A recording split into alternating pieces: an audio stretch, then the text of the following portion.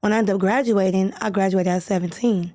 And in between that, you talked about it. You know, my dad had got out, did some old crazy shit, tried to have sex with me, that old weird shit. And tried to kind of be like in a relationship with you, if I recall correctly. Yes, it's like some of the weirdest shit I ever heard. He was young. You know, my mom and dad had me young, 14, 15. My dad was 14, my mom was 15.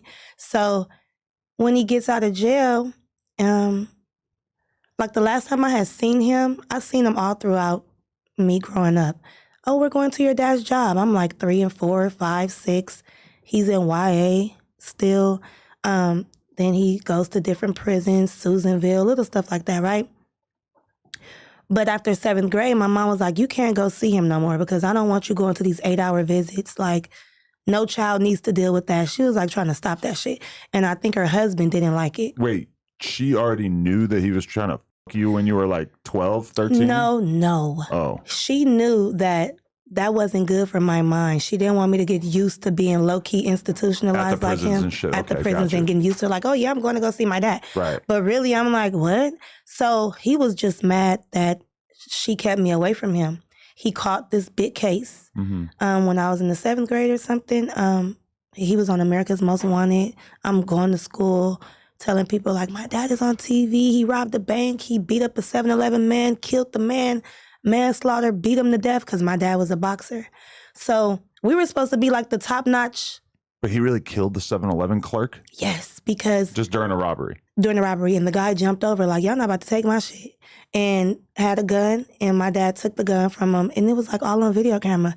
Beat him up, and he knocked him unconscious. But he got manslaughter because the guy had a gun? No, because he put the guy in a coma, and he later died. Oh. So now he got manslaughter. So he ended up getting 10 years. So when he got out, I'm 17. I'm trying to finish high school. Mm-hmm. And then this nigga get out. Like, look at the devil. Like, why are you trying to distract me? And then he's trying to get back from my mom, you know, like to get up under her skin.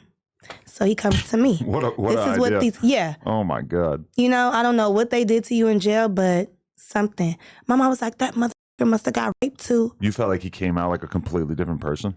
Completely. This wasn't the guy that I thought. Because you're around him when you're, you know, younger. What was the age you saw him before he got locked up for that? Like 12 or something? Yeah. And then all of a sudden you see him and you're like 17, 18, and he's just acting like a dude hitting on you or whatever? Yeah, you know, like always creeping on me. That's exactly. Like whatever kind of trauma you got going on, that for sure justifies the whole damn thing. Because that's like one of the weirdest, creepiest things I could ever imagine a girl having to go through. But you know what? I really mask it really well because he tried it and I act like I was going to go along with it and ended up running out the house. Because I was like, he may strangle me. You know, he just got out for killing someone. Like, I don't want him to kill me. Right. So. And you got that vibe, like if I say no, he's going to probably just force this anyway? Yes. That's what these guys do. Wow. And, you know, but I realized later on, like, is this why I treat guys the way that I do? Like, you know, like I'm a player too. Then I talk to them like, you really don't care about me. Like, you know, if my dad didn't care about me, why would you? What was the quote though? It was like, before you let one of these bum ass dudes be your boyfriend, I'm gonna be your boyfriend or some shit like that, right? He was tripping on the guy that I was talking to, and the guy was from Harlem 30s, right? Crips. And he goes, oh, I know some of his big homies. I done did time with some of his big homies. I'll have him killed. And just saying all type of crazy stuff, trying to intimidate me and my boyfriend. He's like, I don't want you to get nobody. Da-da. I'm like, huh? Like, I'm about to be grown in a minute. I don't give a fuck. So he tells me, I'd rather you fuck me than fuck these little niggas on the street. Like, just flat out. And got up and was like, I'm ready to go right now. Like, on some Jerry Springer shit. And I'm like, bro, wait. So because I know how to deal with, you know, creeps, I'm like, all right, go lay down. You know, let me get ready. Had you already had experience? A little bit. The blade and whatnot at that point? Not the blade. Not the blade, but the blade is not my thing. Okay. My thing was more like Backpage. You know, being a runaway, you run into tricks and stuff like that. Right. I don't like to call them tricks, ew. But creeps or people who wants to spend money on you because you're out there. And they're like, you need a ride, you need some money, and you meet people and you need money while you're out there. But I didn't get into really getting money and finessing until I went to jail, you know, and like age 24 425, and I found out about Backpage. So that's when I'm like, oh yeah, this is something that I'll be interested in, because I was doing music, so I needed like extra money on the side. That's how that came in. Okay, wait, but so when you run up out the house and leave your dad stranded, what is the end result of that? Like, does he keep reaching out, or did you ever see him again after that? I didn't see him again after that, because I ended up telling my mom. She's like, nope, you got to cut all ties. Like, I was a minor, so I didn't say this on South by Underbelly, but my mom was like, you're a minor. Like, you have to tell his probation officer. I'm like, I'm not about to snitch on him. She's like, no, he's going to come after us. Period. You have to nip this shit in the bud. So they ended up violating him just for coming in contact with the police. But they had me like tell my story and all that. And the reason why I'm saying this on a platform like this is because people be thinking, oh, that's snitching. No, that's something that you have to tell on, because he was an adult and I was a child. You know what I'm saying? Like, I mean, I don't think I ever heard a girl get accused of snitching for like I don't know how y'all niggas work these days. These internet niggas is crazy. Right. Yeah, I mean, I'm sure there are people who are so burnt out that they would take that position. But I mean, come on. Right. Like, especially in that situation, like, what are you going to do? You're going to go kill him? Because that's kind of like, from a gangster perspective, that's the alternative to snitching, right? Exactly. I feel like that's a little too much to ask of you. Yeah. But, okay, so he just gets fully locked up again for a long time after that? Or? Just a violation, because it wasn't force of entry. That's what they called it. So I go to my mom, and when I tell her, and I'm living with my grandma at this time, so I'm like, oh, Granny, I don't want to tell my mom. She's like, you have to. So she's like, we're calling the probation officer. Within 2 or 3 days, he was already, maybe the next day, he was locked up. Within the 3rd day, I was already at the jail, long interrogation table, 17 years old, white lady with a recorder. My mom had already had me write out the story. Then I had to tell the story again. They said, can we bring him in? My mom like, yeah, bring that mother here. And they're like, we're not talking to you, woman. We're talking to her. Do you feel comfortable him coming in? I said, yeah. What's the point of him coming in, though? To see his reaction? His reaction, my reaction, see if I'm lying, see how I act when he's around. Okay. They want to see all that body language, obviously. They're probably experts at judging exactly. that I'm kind like, of thing. here we go. Some Face 48 type shit. So he got his handcuffs on. He's still trying to intimidate me, biting his lip. Ugh. He looked like he had been stressing for months.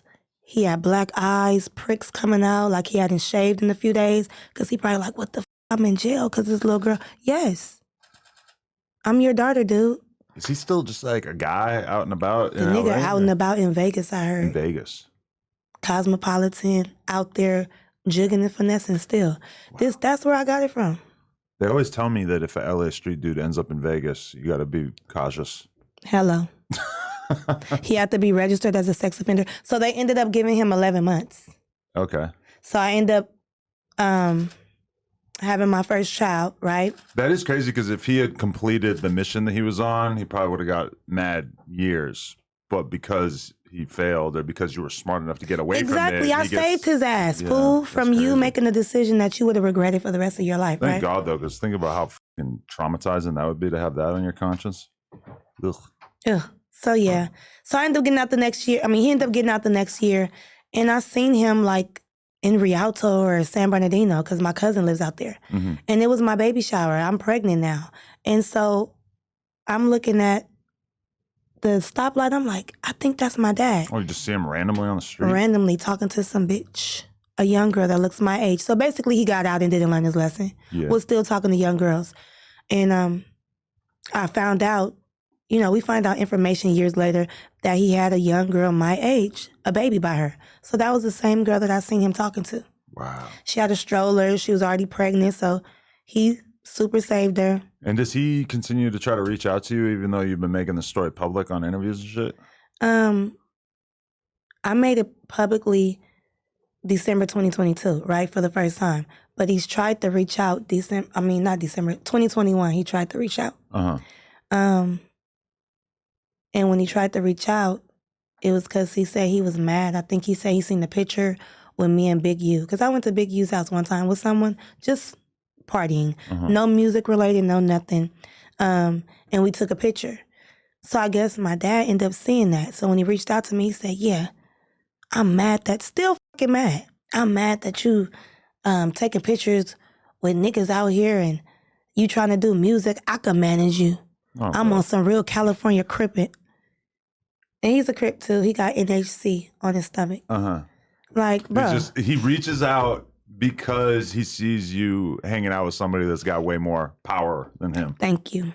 That's such like a weird window into his mind that would be the thing that triggered him to Exactly. reach out. And it let me know you're still on the same page. So have you been looking at me before that and you didn't reach out until you seen that? Or what's the deal? And imagine wanting him to manage your music career after you just publicly talked about him trying to you on a podcast. Imagine me trusting him again after he tried to, like, yeah. Bro, imagine me being around somebody that Imagine you being like, yeah, this is my manager. It's also my dad. And they'll be like, didn't you say this about him on this show? Exactly. To like 1 million people? No, for real.